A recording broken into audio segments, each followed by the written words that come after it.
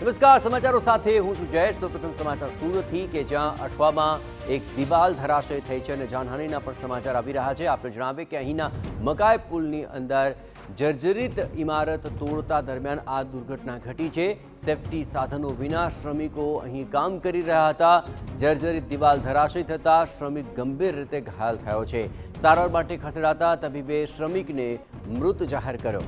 મૃતકના પરિવારે કોન્ટ્રાક્ટર સામે કાર્યવાહીની માંગ કરી છે અને અઠવા પોલીસે મૃતદેહને પોસ્ટમોર્ટમ અર્થે સિવિલ હોસ્પિટલ મોકલ્યો છે।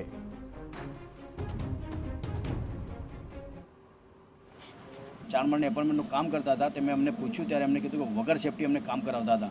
મતલબ કે સુરત સિટીમાં કોઈ પણ ઘટના ઘટે છે ગમે ત્યાં વગર સેફટી આ બિલ્ડરોને મજદૂરોને કામ કરાવી રહ્યા છે। આમાં પણ એક દિવાલ મોટી ધરાશય થાય છે, મજદૂર ઉપર પડી છે અને મજદૂરનો અમારા જે ભાઈ છે તેનું ડેથ થયું છે। તો આમાં કોન્ટ્રાક્ટરોની પૂરેપૂરી બેદરકારી છે।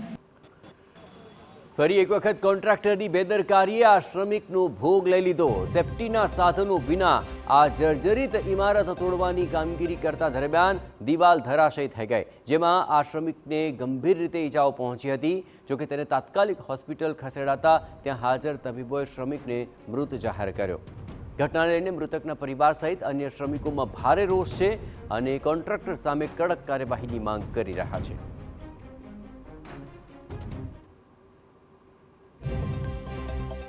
સુરત શહેરમાં વધુ એકનું મકાનના કાટમાળની નીચે દબાઈ જવાથી મોત નીપજ્યું છે। આ સુરત શહેરના નાનપુરા વિસ્તારમાં જે ભાયા મહોલ્લો આવેલો છે, આ ભાયા મહોલ્લામાં એક જૂનું જર્જરિત મકાન તોડવાની કામગીરી હાથ ધરી રહી હતી। મજૂરો આ મકાન તોડી રહ્યા હતા તે દરમિયાન અચાનક જ એક દિવાલ ધરાશય થઈ હતી અને આ દિવાલ ધરાશય થતાં એક મજૂર નીચે દબાઈ ગયો હતો। આ મજૂરનું નામ રમણ ડિંડોર હોવાનું સામે આવ્યું છે।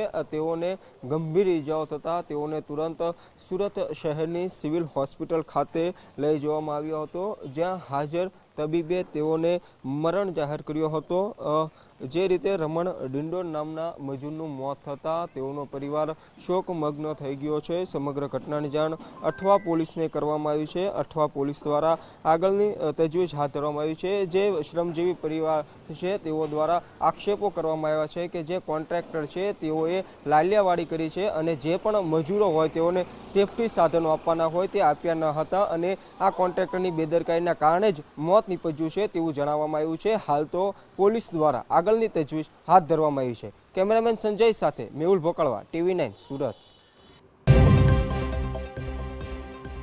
જર્જરિત ઇમારત તોડાતા આ દુર્ઘટના ઘટી એ વખતે કોઈ સેફટીના સાધનો નહોતા અપાયા અને તેને જ કારણે આ મજૂરનું દિવાલ ધરાશય થવાથી મૃત્યુ નીપજ્યું હોવાના આરોપ લાગી રહ્યા છે અને હવે કોન્ટ્રાક્ટર સામે કડક હાથે કાર્યવાહી થાય તેવી માંગ ઉઠી છે। શ્રમિકોએ આ માંગ કરી છે કે કોન્ટ્રાક્ટરે બેદરકારી દાખવી અને તેને જ કારણે આ મજૂરનું મૃત્યુ નીપજ્યું।